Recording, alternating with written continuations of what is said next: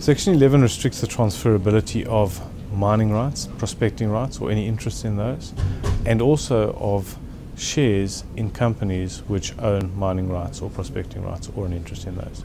So what it means is that you actually can't agree to transfer any of those until you've got the minister's consent. So if you do want to enter into an agreement to transfer those, you first have to get the minister's consent, and you do that by way of making your agreement conditional on getting the minister's consent. Waiting for the minister's consent can be quite frustrating because this can take some time. Generally the answer is that unfortunately one must sit and wait.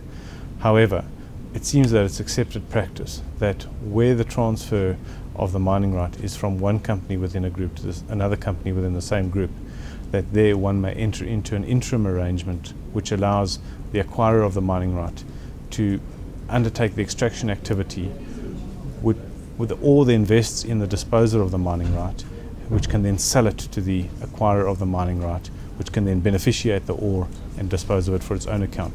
And that gives an economic outcome which is similar to that which would have prevailed if the transfer had already been effected. The 2 points of sensitivity that we always identify there are control and economic benefit.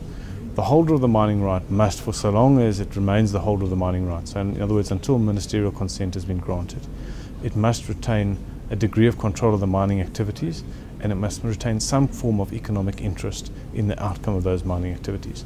And so what that generally means is that one would allow the holder of the mining right to direct at a very high level what goes on in the mine and retain some element of profit or revenue coming out of that mining activity. The transfer of shares is similarly restricted by Section 11.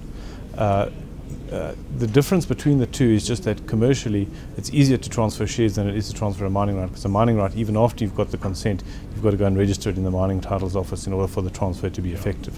Whereas with a shareholding, you can just transfer it and you just register in the company's shareholders register. So it's much easier to transfer shares.